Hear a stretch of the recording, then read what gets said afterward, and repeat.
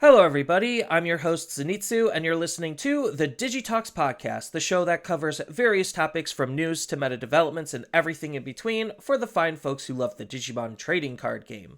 Just as a quick reminder, I do try to stream this live over on twitch.tv/Zenitsu. Right now, the live streams are on hold while I figure out my work schedule, but don't worry because this content is also available on YouTube under the channel of Zenitsu, as well as being on several podcasting platforms like Spotify for your viewing and listening pleasure. So feel free to leave that rating, like, follow, subscribe, or whatever, depending on the platform that you're listening on. It really does help support the podcast, as we are 89 episodes in, so we're almost at the big 100. So thank you for your support and continued support. But today I am back with Jay Stewart, and we are going to be talking about how counter mechanics, not like I'm going to counter you, but like when a mechanic has no functional counter, leads to some very poor balancing in the game, and it's important to try to balance your game by making sure everything has checks and balances. So that's the big overarching topic. I know there's still also a lot of other stuff going on. BT20 spoilers just finished up, so we're going to be finishing up our spoilers. And then probably like next week or the week after that, we'll actually be like taking a look and talking about 2.5 as a whole, because now that we know everything in it, might as well talk about it. And as far as the question of the week goes, I guess the big question of the week is, what is your favorite mechanic in like a TCG? So anyone, feel free to type your answer down in the comments below. Jay Stewart, what is your favorite mechanic in a TCG? For me, one of my favorite mechanics that I kind of played, I guess, when I was in Yu-Gi-Oh was just kind of like uh one of my favorite decks I played in Yu-Gi-Oh was Stardust Dragon, and I kind of like the idea of making this big boss monster that my opponent would try to out, but I would have uh counters, like I would have to rely on other cards to protect it and like make them waste their resources. So I guess making my opponent waste their resources is kind of what I would say. I I get what you're saying. Like, I know Stardust Dragon has his own like built-in gimmick where it's like he's targeted by something and then he goes away and then he comes back. And then to protect him further, because that protection's only so limited. And then you have to try to it's not like resource denial, it's just you're investing your time and effort into protecting your one body. And Yeah, if the opponent's trying to out it, then they're just wasting their time and resources. If my understanding's correct. yeah. I mean, I just kind of also liked how Stardust Dragon was designed too, but I mean, and also the anime helped too from just building up the hype for it for me. Yeah, the anime definitely was pretty interesting. Card games on motorcycles was a very unique idea. Um, and as far as like my favorite mechanic, um, I always like sharing abilities. So that's like my style. That's why I kind of like in Magic leaned heavier on slivers, where it's just like, yeah, everything that's a sliver shares its ability with every other sliver. Sure, it becomes a little bit cumbersome to remember all of the abilities that your cards will have because each one is going to have its ability on top of everything else's ability. So that was kind of fun and interesting, and I haven't really seen a whole lot of that. Granted, I don't think it will work very well in Digimon because we don't necessarily have the ability to keep wide fields anymore because removal's just so high and prominent, and if you don't have protection, then your cards literally are not safe, and that's partially what's defining the meta right now. Um, but I always like the idea of like, hey, when these two cards are out, they share each other's ability. And I guess like Digicross is probably the closest thing that I could get to it, unfortunately, is just investing all of those abilities into one big body. Um, and hoping they can't deal with the one big body. So, but that's my favorite style of mechanic. But the idea on that is because the greater topic is going into checks and balances when it comes to specific mechanics. So, right now in Digimon, we're going through a really awkward phase where we desperately need checks and balances and have none of them. Well, we have very limited checks and balances, which is partially what's defining the meta.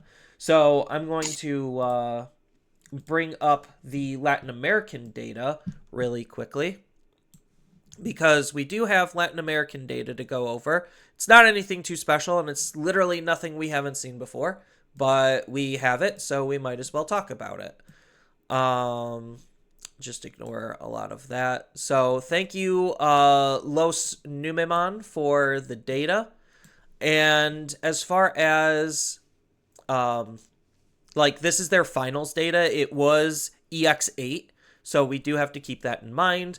The winner of the event was Purple Hybrids, followed by Purple Hybrids in second place. Third place was Seven Great Demon Lords.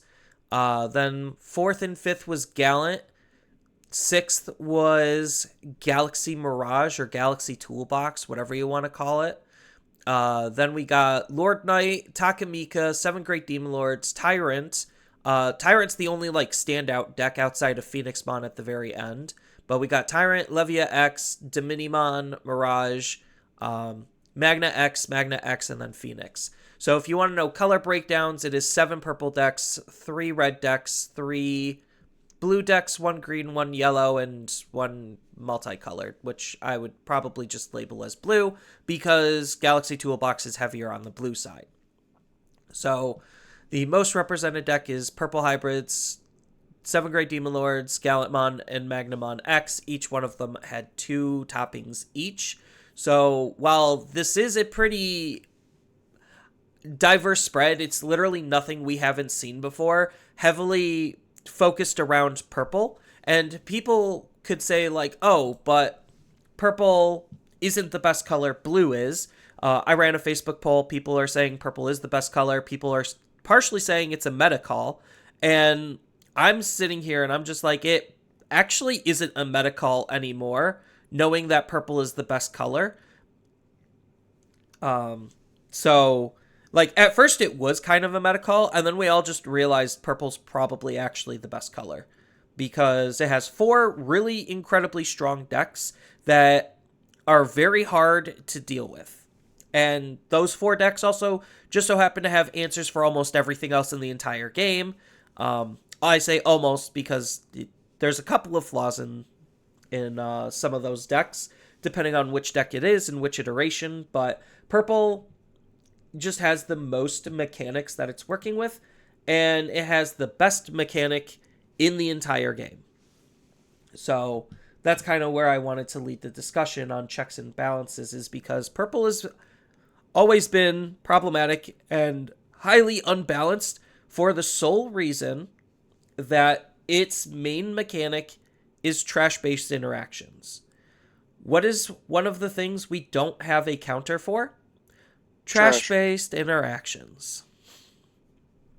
Yeah, because the So, only counter to that is going to be like to trash is just Imperial Jamon, Fighter or Paladin mode Ace, but that's like a card that not every deck could throw in. I mean, obviously, if you're a blue and green deck, which coincidentally Imperial Dramon deck, you're not going to be able to count. Like you're not going to be able to really use it that often.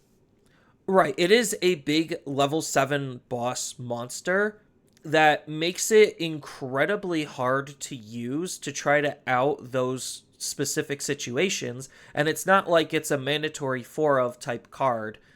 It's usually a 1 or a 2 of, and like other blue and green decks have adopted it. Like people played Mirage with it, people have played Magnamon with it. I think like it's still prominent in Magnamon just because compared to the other aces, One, it's not as easily searchable, and two, that on top of a Magnamon X with protections is actually kind of insane. So, yeah, people are trying to use it, and that's why like blue is partially in the meta. Not only just because Magnamon X and Imperial are pretty hard to deal with, but Imperial's falling off because of consistency issues. Which is why Magnamon X is on the rise, and Magnamon X's protection needs very specific answers in order to out, which most decks can't. But the fact that, yeah, there is like the only other trash based hate cards that we have is like Gatomon Uber, and which is for one specific card, and the only other one is Merciful Mode, which is another big level 7 that is very difficult to run. So that leaves using the trash to be a very easy and free thing for purple to use. And purple even got to the point where it's circumventing its own weakness from the trash because of stuff like the dog engine, where it just puts it in and then immediately takes it out. So there's like actually zero time to respond and react. And the one big thing like that Digimon keeps doing, it doesn't matter who the designer is, it seems like, is they like to actually think that the negatives of purple are actually negatives. So they need to overcompensate those negatives by putting a positive effect with it. It's like, oh, you lost this card in your hand, but you gained a memory. So, yeah, but losing the card in my hand is not a bad thing. It's literally filling my trash and doing exactly what my deck wants. So the way I always like to describe it in my videos is turning a negative into a positive is what they try to do, but they turn a positive into a super positive as a result. And because there's no repercussions or counterplay to trash based interactions, this is what's letting these decks that are abusing the trash be the best decks in the entire game. So we probably need some more grave hate in some way, shape, or form, especially now since every color has access to using the trash in some minimal form thanks to the scrambles. But this is also why like double colors are dangerous, is because when they do two colors, they actually mean two colors. So that way they can share the mechanics, which is why Lord Knight was pretty popular, is because you get all of the benefits of both purple and black. And it had a very good combination of keywords. It's just, oh, Levia is just better because it's using the trash better, because it's the mechanics that Levia is working with, which is deleting stuff and its delayed based option, are just harder to stop. Plus, also there's like with the fact that hybrids was playing stuff back out through effects, Leviamon was able to just trigger that, and also Levi is just also a really good counter against Lord Nightmon as well, because Lord Nightmon likes to play out a lot of Digimon too. And same with the Imperial Dramon decks as well. Yeah, a lot of stuff like playing Digimon for free, which is, at least we have a floodgate for that. Um, but yeah, that's kind of like what propped Leviamon to be as powerful, is because as the game becomes faster and faster, like in terms of not necessarily pacing, but reducing the amount of turns because the amount of actions per turn go up, Leviamon just has proven to be an absolute monster to deal with, because he just takes advantage of the opponent literally playing the game. He punishes players for playing the game. Like that's incredibly strong, because most decks are playing something out for free. The fact that he's got multiple ways to board wipe, his removal is actually insane, because a lot of these removals are once per turn, where it's just like, oh, I'm just going to protect myself once. And that's not good enough. And then Leviamon comes in and says, hey, I remove things twice. You know that, right? So your first time, that'll work. The second time, no, you're done. Uh, That's very powerful. Like, I'm not saying Levy is the best deck. It does have its counters and like its checks, but against it's mostly against other purple decks because if the only way to beat it is to kind of just go faster than it. So like Taka Mikazuchi could just, if Leviamon didn't set up enough, then Taka just OTKs them. And Taka digivolving from the trash is a whole other thing. Like, trash based interactions, we need more counters for. So, like, what would you say for knowing Digimon? What would you think would be a good way to stop trash based interactions, or at least stem them so they're not the best things to do in the entire game? Because the game is actually warping around trash based interactions more and more. Kind of similar to, I hate to say it, kind of similar to Yu Gi Oh! And I think, like, Yu Gi Oh! Is the game nobody wants to be, but every game is trying to strive for. That's a really awkward statement, but I'll explain myself in a moment. So what would you do to try to stem trash based interactions? So I think for me, and Bandai was kind of slightly hinting at it early on of trash-based interactions. I mean, if you look at the uh Galamon from Crimson Mode from EX2, its whole effect revolves around your opponent's trash and everything. So it's like kind of was trying to introduce the idea of punishing your opponent for their trash and everything. So I think what they need to do is like create more decks that can quote unquote counter or punish the opponent for their trash. I mean, whether it be returning cards from their trash to the bottom of the deck or just having a bunch of effects that trigger based on the number of cards in your opponent's trash too. Like kind of the count like I don't know if it'd be a good idea so to say, but just like say if a level 6 evoed and then based on the number of every 10 cards in your opponent's trash, you could gain a memory to try to keep turn or something like that. I mean, potentially, I don't know if that's a good idea for sure, but just something that introduces the idea of punishing your opponent for their trash too. I mean, another approach that they could try to do is something what Yu-Gi-Oh had in their card game very early on was banishing cards. So practically taking cards from your opponent's trash and putting them in a banish pile to where your opponent can't use them whatsoever. I don't know if that'd be a good idea. I mean, it would definitely counter Leviamon in the trash. It would counter the purple hybrids in the trash, relying on the beast mode Volgarmon, I think it is. Uh, as a couple of small examples, but I don't know if Bandai would go into the whole banishing idea.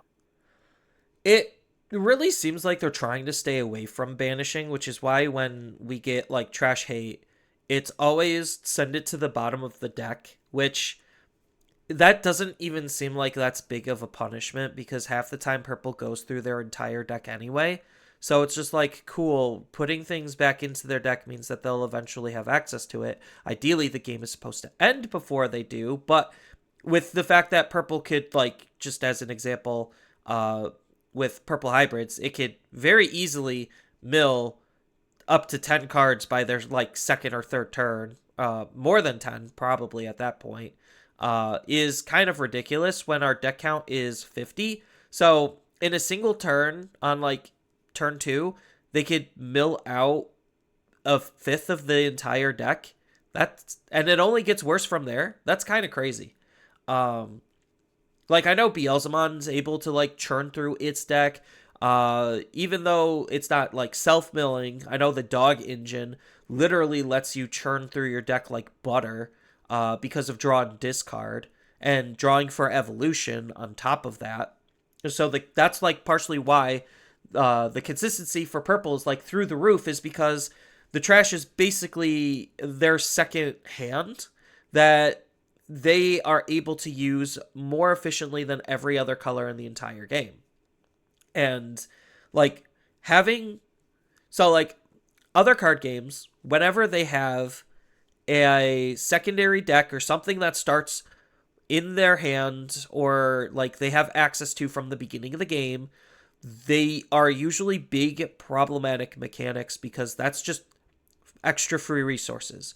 Magic learned this lesson really hard with Companion. It got so bad, they had to literally errata and rework how Companion worked because it was just too strong.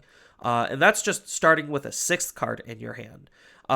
Force of Will had, I know this is a callback, but Force of Will had a Divinity deck to where you basically start with, you have a divinity count of 10 and your cards can't exceed that divinity number, but the fact that you could just have, let's just say, 5 extra cards in your hand at all times that the opponent can't discard or do anything about, that was incredibly strong.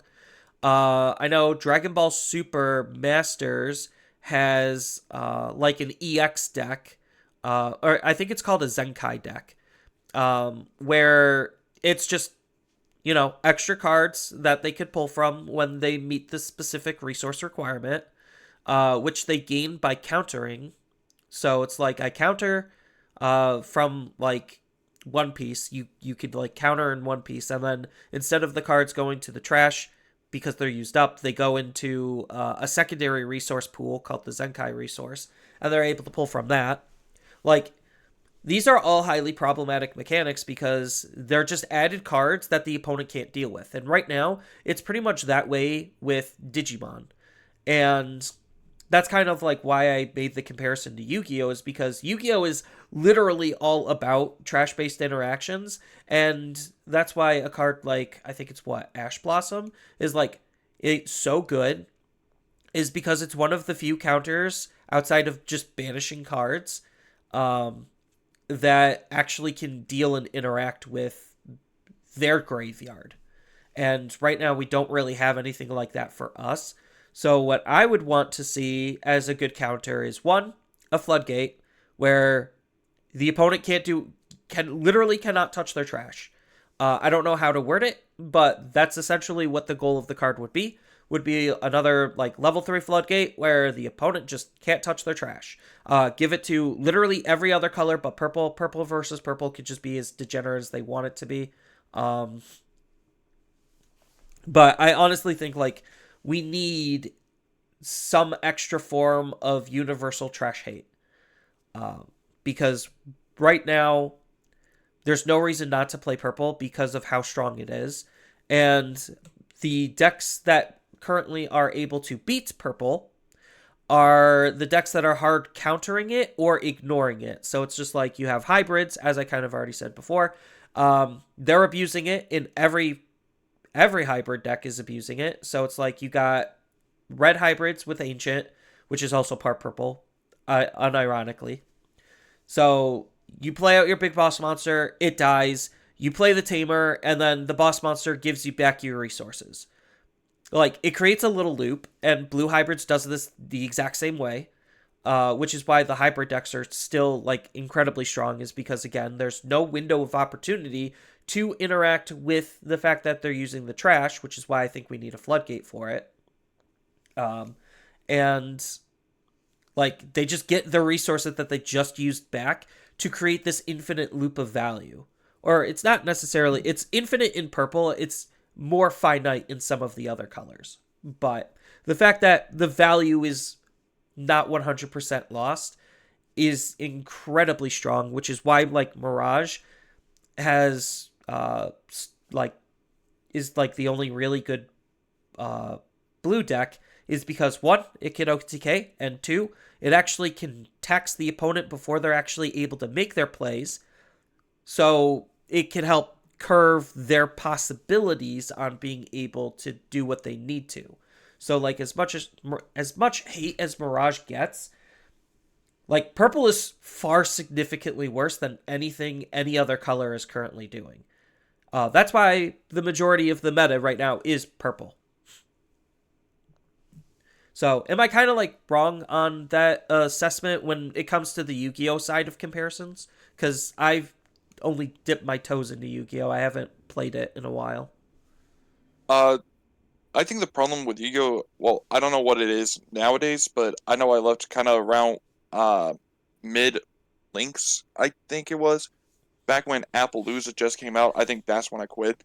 But what the problem with Yu-Gi-Oh was had even like just introducing the whole idea of the links. It was supposed to be a counter against your opponent. Like it was supposed to be a counter to players just special summoning a crazy amount of like five cards on their side of the field all in one turn from the extra deck.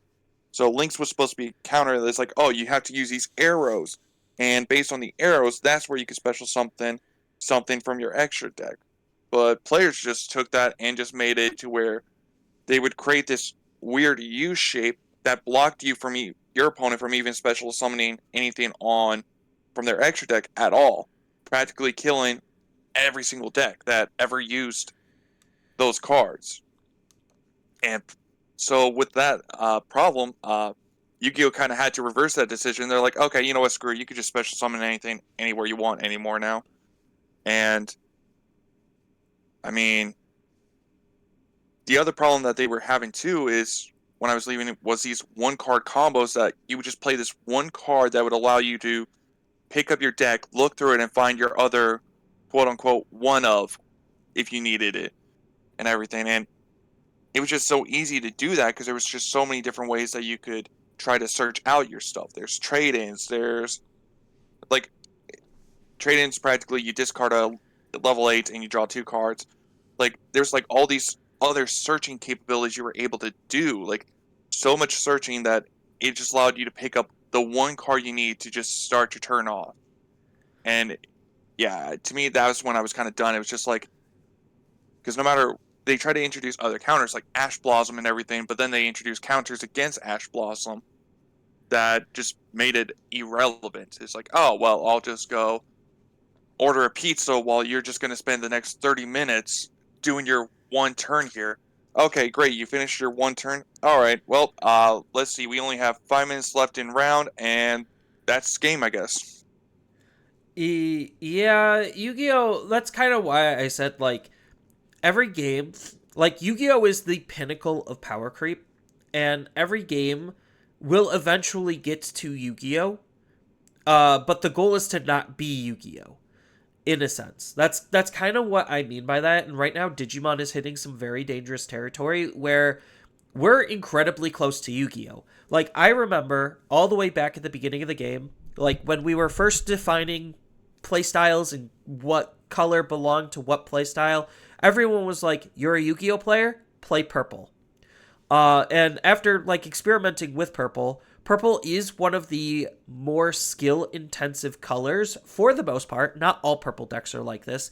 Purple hybrids is pretty easy, I'd say. It definitely has a lower curve.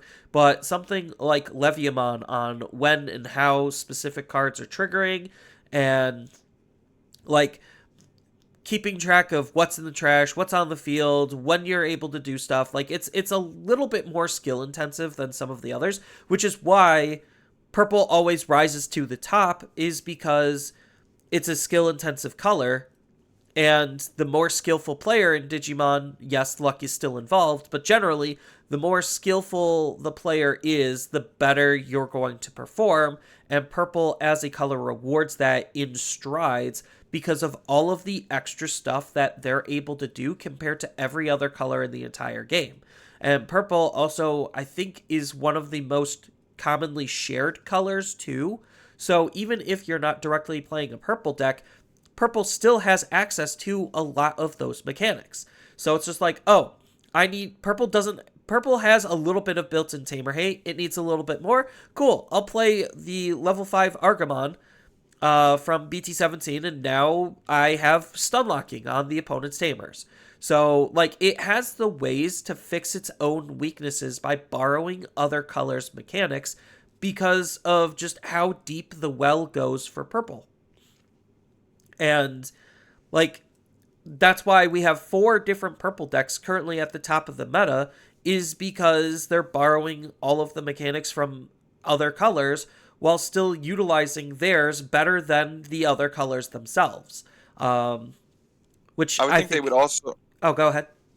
I was gonna say, I also think it's just a matter of borrowing mechanics from other purple decks too with each other. Like you could take the Cerberus package, and you can either make a Lord Nightmon deck or a Leviathan deck with that Cerberus package. You could take the uh, SOC Lugumon deck, and you could use a good amount of those cards and put it in the Daxtaruga deck and everything, and make a purple base with that.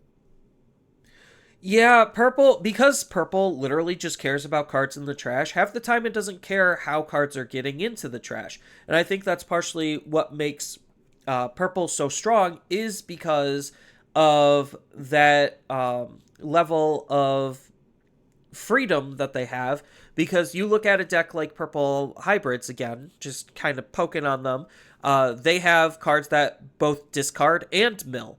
So now you can take advantage of both discard synergies and mill synergies when most of the time a purple deck tries to lean into using only one of them. You can kind of see this with Demon Lords where it also has discard and mill, and it's one of the best purple decks in the entire game is because of like the sheer amount of mechanics that the deck has, on top of like the fact that it's just very hard to deal with a lot of what they're doing because half of their game plan is uninteractive to begin with, where it's just like, oh, you can't always deal with a level 6 body every single turn, and half the time my level 6 body still is fueling my game plan. If it were to leave, the only way to beat it out is literally just have a Digimon to beat the Digimon, so that way they don't have anything on their field, and that, yeah, but or just go faster than them, which is where a lot of people just try to do, is because it's like, oh, I do have this complicated way to deal with it, but it's too difficult, so I might as well just beat them before they could do their thing. um it just, it really puts the game into a bad state. And there was a statement, let me see if I can pull it up real quick. Oh no, I lost it. That's fine. I can find it really. Okay. So there was a statement on Facebook. So it basically was questioning if the metagame is good or not, like currently. So it's just like, what are the characteristics of a good meta? And a lot of people are just like, oh, well, I think the meta's pretty good because of the amount of decks that are able to top. Um, like they already said as an example, and we already know this because we've also echoed this, where it's just like we have 4 purple decks, but each of the purple decks are different from each other.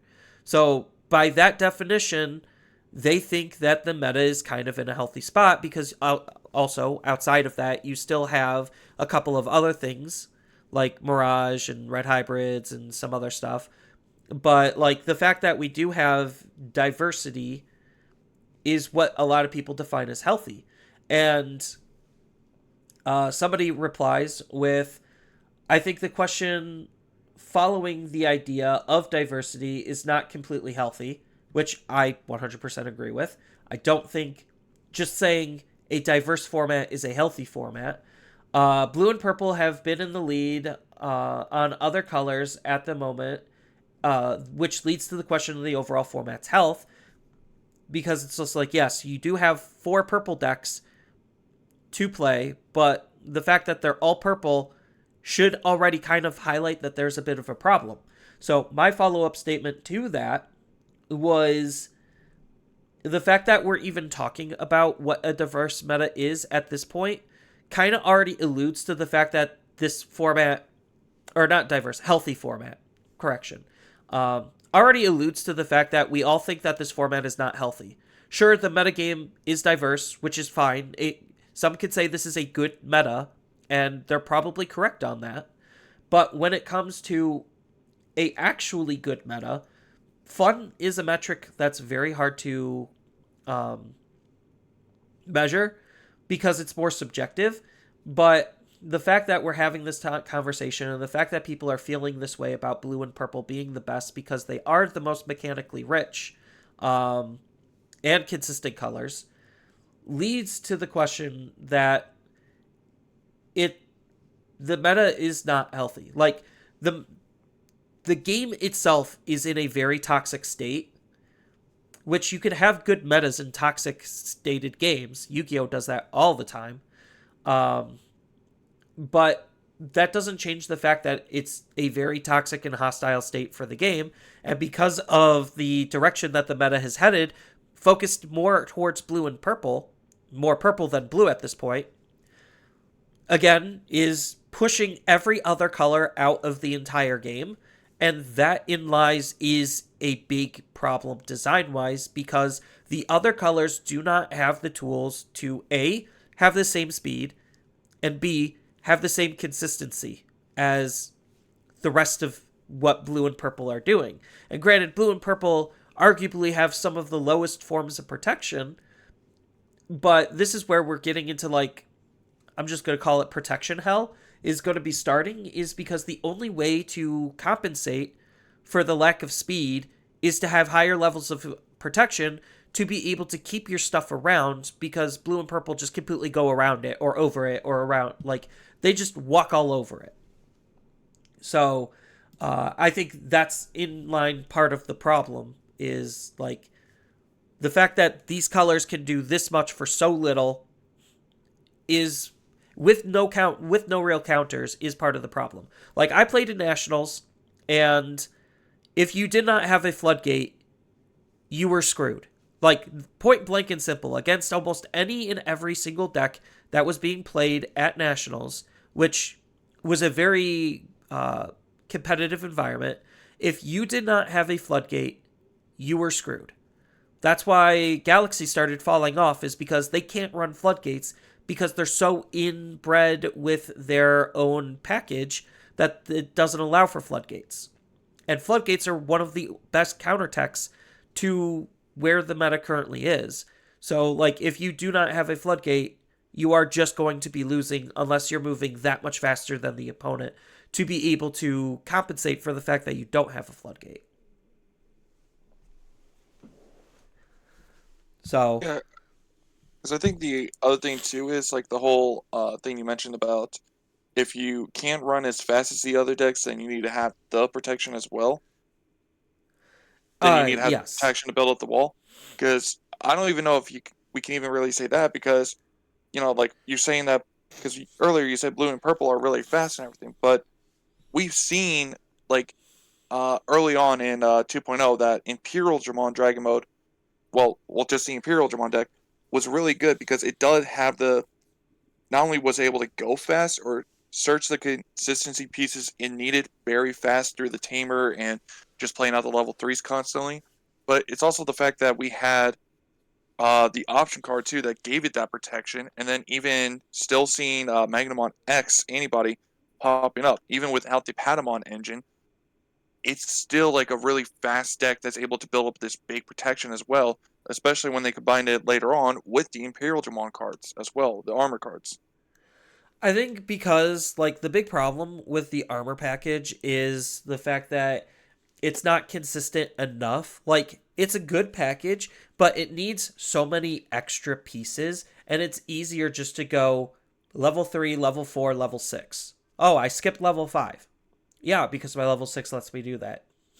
So, like, it's just easier to play more consistently when it comes to that, which is why Magnamon is still such a strong deck and still sees tops, is because, one, the speed.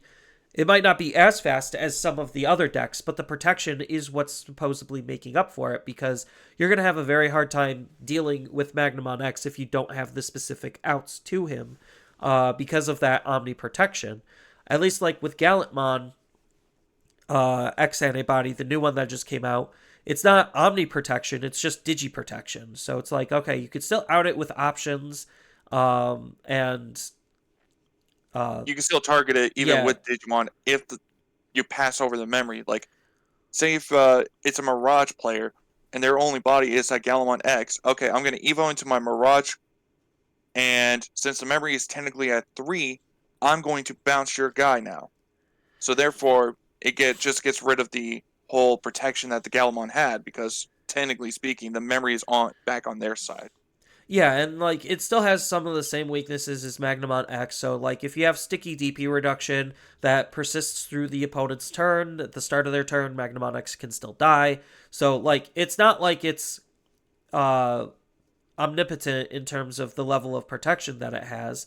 It does have more weaknesses than Magnamon X, but the fact that it does have that protection, even though it is temporary, is still very strong because right now, the meta is shifting towards Gallantmon actually being a good deck because its new tools do help it a lot. It was just waiting for like some good form of protection to really bring home the package because Gallantmon, it seems like they're shifting the idea of what they want Gallantmon to be.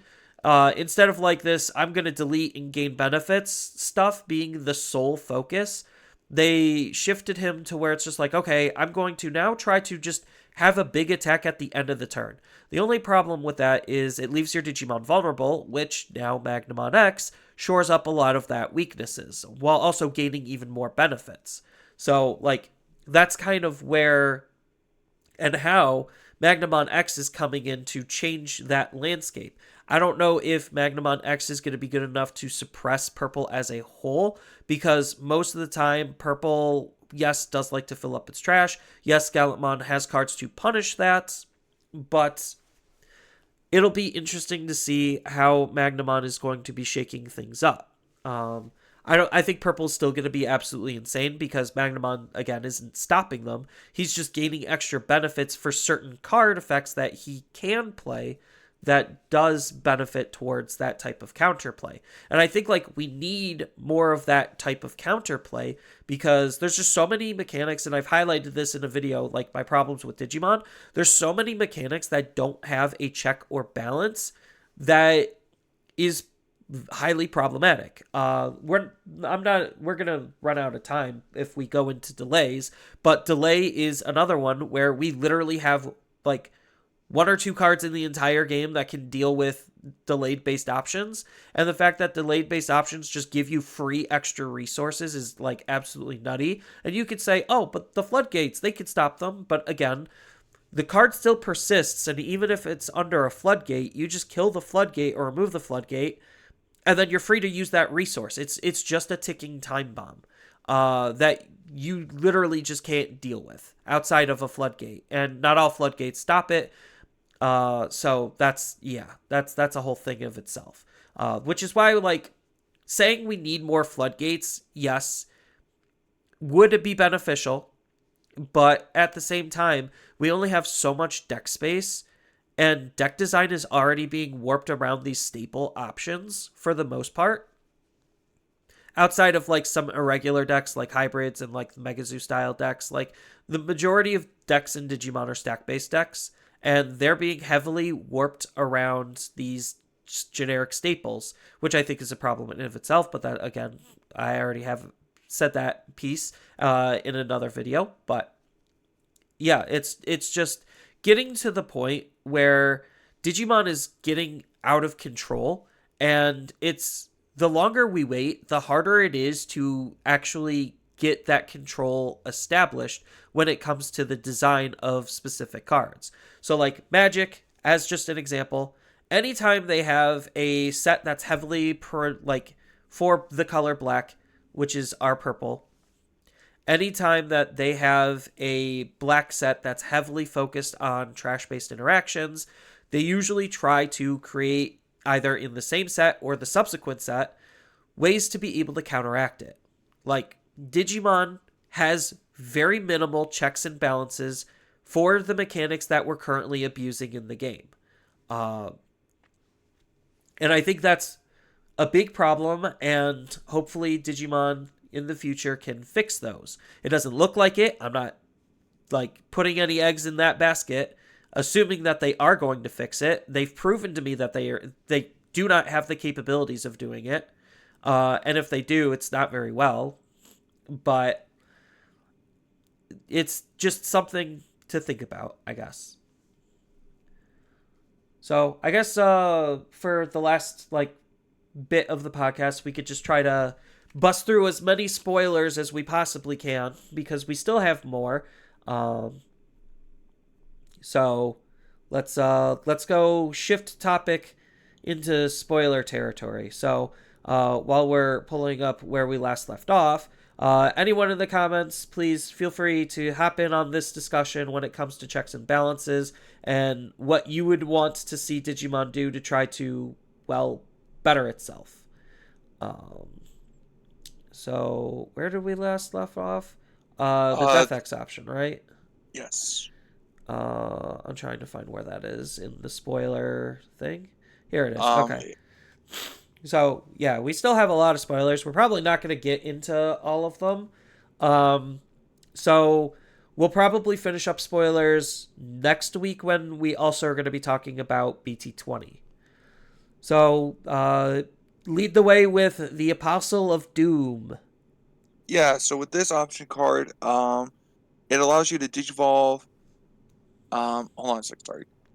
You can digivolve into a level 6 or lower Digimon card with the Dex or Death X trait name from your trash with the Digivolution cost reduced by 4. So already this is going to be a really good card for the Dex Daruga deck. And then it also has an all turns delay effect.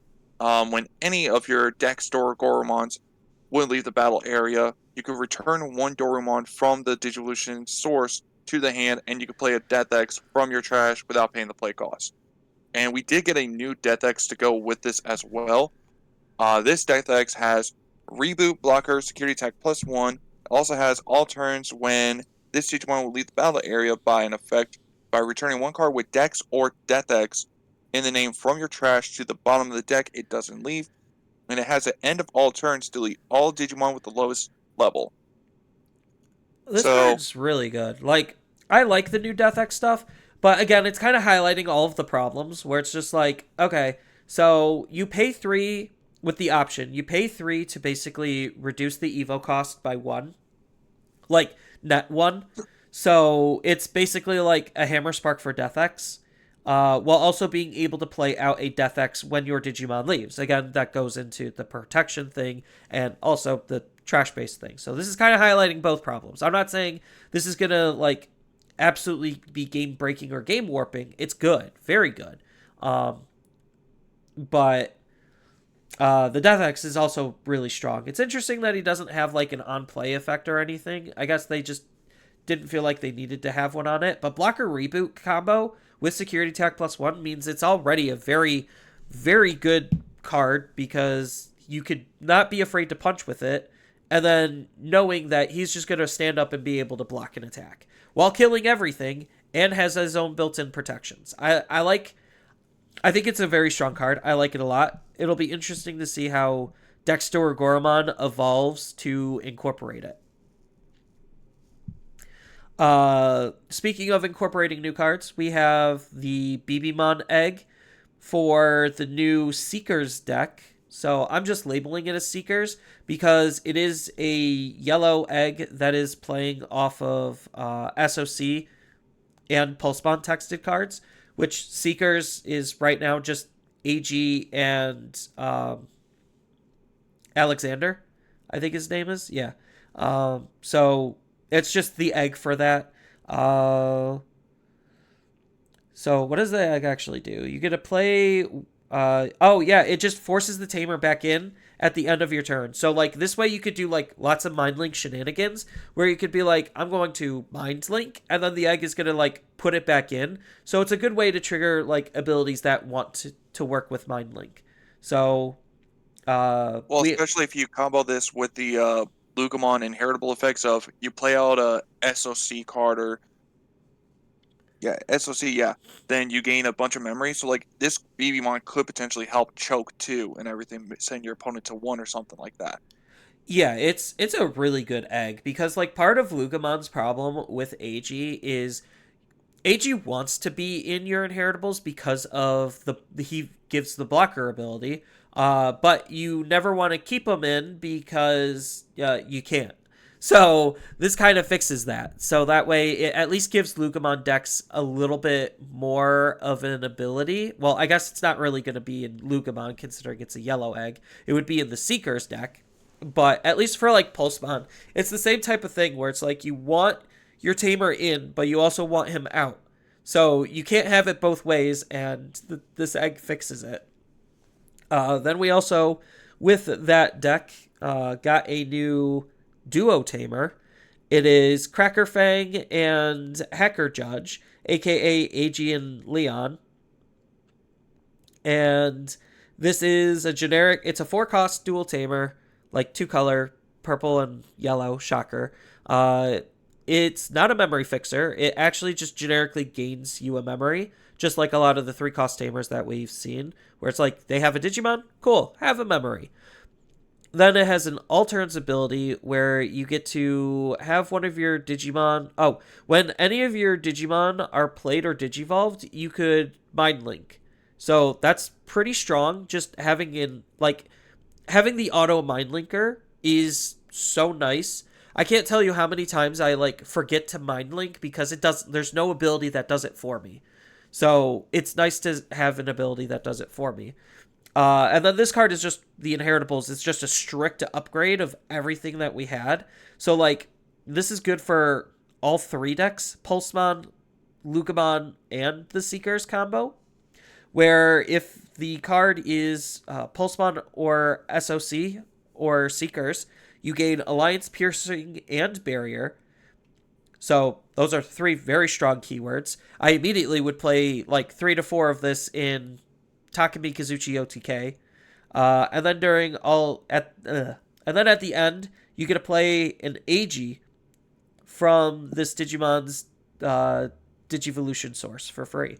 So it's weird that it's not AG or Alexander, or I mean Leon, but hey, it's just a good tamer.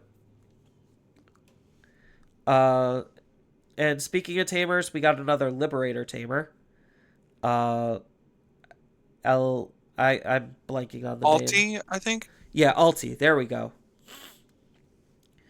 So Alti is a Liberator tamer working with machines and cyborgs. It is a memory setter. So it seems like a lot of these Liberator tamers, they're following the pattern of if they're 4-cost, they're going to be the memory setter. And if they're 3-cost, they're going to just gain you +1 memory. So there is a little holding pattern there, which they're splitting up between promos and not promos, which I think is silly. And then Alti is working with face-up security. So that's kind of cool. If you want to take, I think a Bolivia is the next one. Yeah, Oblivion. So, this is a black and blue card, so already there's 2 good color combinations with that. It has a security effect, so I'm assuming these security effects kind of work similar to the Bees deck if they're face up. But end of your opponent's turn, play this card without paying the play cost. It has a when Digivolving, you can flip your opponent's top face down security card face up, and then your turn, when your Digimon checks face up security cards, you may place this Digimon's top security or top stat card face up at the bottom of the security stack. And it has a your turn, your Digimon's attack cannot change. We've already seen that inheritable be good for Mirage. Yeah, so it's just like I said with machines and cyborgs, just trying to play around with security, which I think is kind of neat. Having a way to shove himself into security while flipping the opponents. I like what this new archetype is doing. Um, and then we got Invisimon, which had a whole bunch of memes on its alt art because he's invisible. Uh, where he does have a security ability where at the end of the opponent's turn, you get to play this card for free. Oh, yeah, you get to play this card for free, which is kind of nuts. A free level 6 that also would potentially be able to attack. Really good. He's in the color combination of black and blue, which I think is a very strong color combo, especially since he has an on-play when digivolving effect to de-digivolve 2. Just stopping with that, that's already good. I think I'm overvaluing de-digivolve because it's one of the few soft removals that's able to out a lot of protections in the game. So, yeah. De-digivolve... And out Aces too. Yeah. Digivolve 2 is already good, and then there's more to his ability, where one of the opponent's Digimon and one of the opponent's Digimon and flip your... God, why are these cards worded so poorly? Because literally reading it verbatim, one of your opponent's Digimon and flip your opponent's top face down security card face up. So it's just like, okay, you de-digivolve, and then you flip up one of the opponent's security. Like, why couldn't they just say that? It's some of these cards are, I highlighted it last week. Some of these cards are just really poorly worded. And then you get to delete one of their Digimon with one or fewer Digivolution sources, which is fine. Um, the deletion's nice. The de-digivolve's nice. Flipping the opponent's security is nice. All of them are nice things. And then during your turn, when your Digimon checks a face-up security card, you get to place the top security stack card. Basically, you get to shove them back into your security. God, I hate how these cards are worded sometimes. Um, so when he attacks, he hides himself, and then at the end of the opponent's turn, he comes back out. That's the play pattern that he seems to want to be in, and I think that's actually pretty strong and really cool. We've seen that type of stuff before with what's its face, Falcomon and Ravemon. Hmm. And the hybrids are also playing into that pattern where it's just like, I'm going to swing and then die, and then I'm going to come back with no resources lost. I think this is just another iteration of that type of play pattern. Granted, the one fair thing that this and Bravemon have that hybrids are abusing is the fact that the Digimon itself is getting played out, so you don't have any inheritables. So that's the big balancing act, and why hybrids currently are not balanced is because when a hybrid dies, and then the tamer gets reset, and you grab your tamer back, or you grab your hybrid back, you have all of your inheritables to play with again. So, yeah, I like what Invisimon is doing. We'll probably stop at Gachamon, because that's a new mechanic that I want to actually spend time with later. Hmm. So we got another egg. It's a blue egg, baby demon. It's just draw egg for Examon. Not anything special. Do you want to tackle pretty much the rest? Yeah. So we got Dracomon, starter main phase by Trash. It's a red, by the way. With the Digivolution text box of being able to Digivolve on Betamon. So this should work with the blue ones. But starter main phase, by trashing one card with Dracomon or Examon in its text, you can draw one card and gain a memory. And has an inheritable of 2k. We have Ryudomon, which is both red and black. It has the Digivolution text box of being able to Digivolve on a level 2 with X anybody trade cost of 0.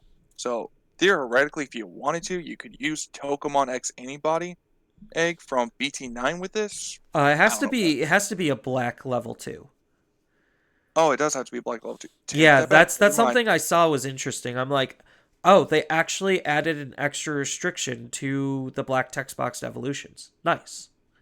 Yeah, so it's good on Bandai for that one. But it has a your turn when this Digimon would Digivolve into Game or one Digimon card with the Chronicles trait. You can reduce the Digivolution cost by 1. I mean, this is kind of built in the training cards right there to a certain degree. Being able to Digivolve into your level 2s or level 4s for cheap, not a bad thing. Inheritable to gain 2k. Then we have the Dorumon. I think we've already went over Dorumon, but I could be wrong. It has an on play reveal top 3 cards of your deck and add one card with X anybody traits and one Tamer card or option with Chronicles traits to the hand, and then return the rest to the bottom of the deck. And it has an inheritable of during your opponent's turn, it gets 2k DP. And also has that same text box of evolving on top of a level 2 with X anybody that is black. Yeah, very simple effects. But I mean, those effects are pretty much needed for a lot of decks now. Because it seems like that's another pattern that they seem to be doing is like, hey, we're just gonna copy and paste, but change it for this archetype. So I don't necessarily think that's a problem. Sorry, excuse me. I don't necessarily think that's a problem.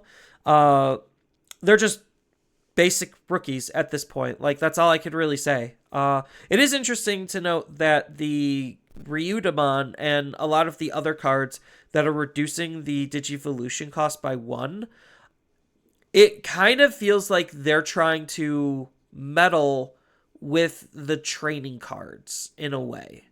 Because, like, if you think about the training cards, most level 4s are evoing for 2.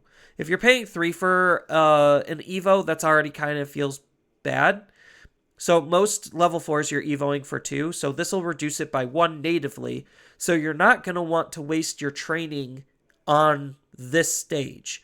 Because obviously you want to like move out on your rookie so that way you could gain all of the wind digivolvings of everything else, making your cards even more powerful. So that is just kind of interesting to know. I think like for this deck, because the idea of it chronicles so far from these spoilers, seems like you're going to have one stack in the raising, one stack on the field, and then you're going to move out and then digivolve your second stack with abilities. So this kind of plays into that, which I think is cool. It seems like a lot of these decks in BT20, like BT20 slash Special Booster 2.5 is going to be a very, very hyped set because, like, it kind of feels like this set is trying to be just actually an EX set. Like, I'm getting a lot of EX vibes from it, in which they're having fully completed or like 90% completed decks for us to build right out of the set, which Digimon rarely does outside of EX sets. So I think that's going to be cool. We do have soft confirmation on 2.5's release date. That's going to be February 28th. A lot of people are already posting like their pre-release or not, yeah, their pre-release dates being like the 21st through the 25th of February. So it's going to be an end of February launch. And the reason why they just put February is because whenever something gets delayed, people always cry. Rightfully so. But this kind of protects them for it's just like, hey, we just said February. That's it. So it kind of gives them a little bit of a buffer, which is why sometimes finding these exact dates can be a little more challenging. But so far, what do you think about BT20? I know it, obviously you have your biases with Alphamon, but overall, how are you feeling about this set? I mean, to me, the set is still pretty good because I mean, I'm excited to play Alphamon again. I'm excited to play Examon. Um, and then even like the Siegemon cards, those also look interesting. Like there is a good amount of stuff in here that actually does feel good to play. Like, and I don't think we've had that in the set for a while, honestly. That seemed like there's a lot of different decks that could potentially be good to play. I mean, when was the last one? I think BT15 really was the last time I felt like there was a lot of different decks that you could play from a set. Yeah, that's kind of why like it feels like an EX set to me, where it's just like they're doing a lot of interesting things and a lot of like things are like both open and closed at the same time, where it's just like, yes, Chronicles, you want to play the Chronicles deck. That's what Bandai is telling you to do. But a lot of the cards can work for the already existing versions of the deck. Seekers is in that same vein as well, where it's just like, hey, yeah, Seekers just wants to be a deck, but you could just use the best parts in Takami Kazuchi, and it just works. In fact, it probably works better than Seekers. So, like, I guess that's a power creep issue, but I will not go deep into that rabbit hole. Because, like, my other impression of the set is this set feels very pushed. Like, a lot of the top end cards are incredibly strong. Um, and I think this set is going to be very, very hype. So get excited for 2.5 because we're going to be talking about that more next week. Hopefully, wrapping up the spoilers because we actually have all of the spoilers done.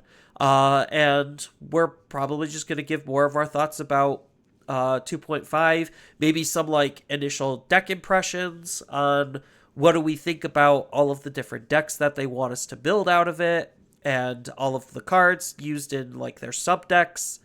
So good stuff all around.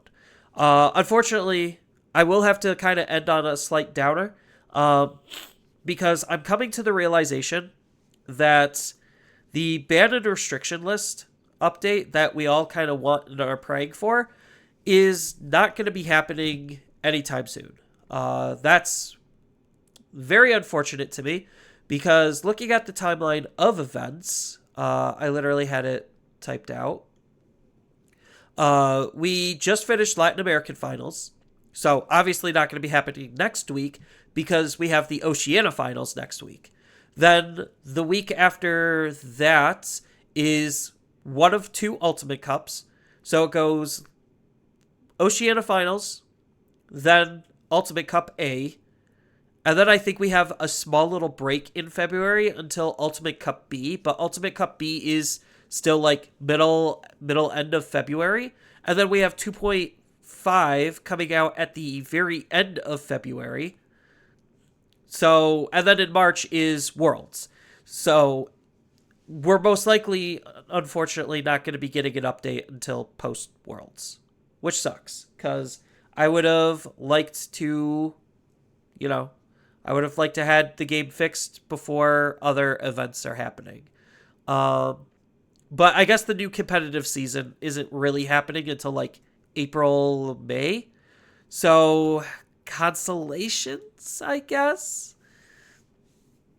But I know that they're probably going to want to see how 2.5 impacts the meta and Japan's 2.0 because a lot of those decks are going to be very interesting. It's going to be uh, a very hype set, as I keep repeating. So yeah, just wanted to say that there is no ban restriction update coming in the foreseeable future until post Worlds, which is basically unification. So, any thoughts on that to kind of like wrap things up and round it out, Jay Stewart? No, I think that's really it. I mean, it kind of makes sense that we might not get a, to me at least, it makes sense that we might not get a ban and restriction list till potentially after 2.5 comes out, just due to the fact that even I think right now there was no events for anything, so no point of making a ban and restriction list for not even something that's like a meta that's not even happening. And it just never hurts to see if when 2.5 comes out, if something becomes even more broken, like I don't know, say purple hybrids, or becomes even more busted that they need to hit other cards besides just Jack's Raid or something like that. Yeah, or like if the meta realistically isn't changing even with 2.5 or BT20, that would also be a very alarming thing where it's just like, hey, Mirage is still one of the best decks, Purple Hybrids is still one of the best decks, Demon Lords is still one of the best decks, so on and so forth. Like, that honestly would prove to them that there is a very systemic problem. And the cool thing with unification is hopefully they're going to start paying attention to North American data rather than Japanese data in order to figure that stuff out because we should be unified by then.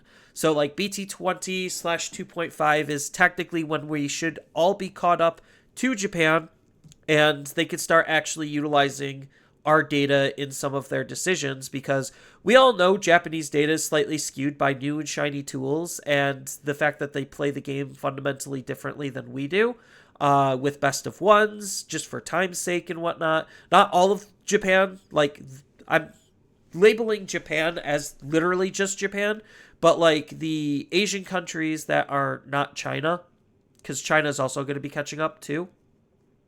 I know they play best of three, so not all of the Japanese meta is best of ones, but inside of Japan, which is mostly what they look at, it is best of ones and new and shiny tools. So we could finally start. They can finally start taking that bias out of their bans and restrictions to actually find problems. Granted, Japan still is pretty competitive, so they tend to like outside of the new and shiny tools, they'll go back to what actually was good a little bit later than what we do. But yeah, so I think that's it for this episode. Any final words, Jay Stewart? No, I think that's really it. Just keep saving your money up. Get ready for 2.5 because I know I'm excited for it. So, and I know we're just getting into the All Stars. So, it's like we're probably gonna see some even like there's been some pretty decent ones so far and everything. So, but that's not even showing if there's gonna be any chase cards with this set or anything like that. So, just be ready for those because I guarantee you the moment they do like a chase reveal of like Alphamon or even some other cards, it will just build up the hype even more. Yeah, usually the SR aces get chase versions, so I'm sure Alphamon will, like Alphamon or Yukin will get a chase. Just like Takumi Kazuchi and Jesmon GX and Examon, like those feel like they're going to be the chases. Just based on pattern recognition.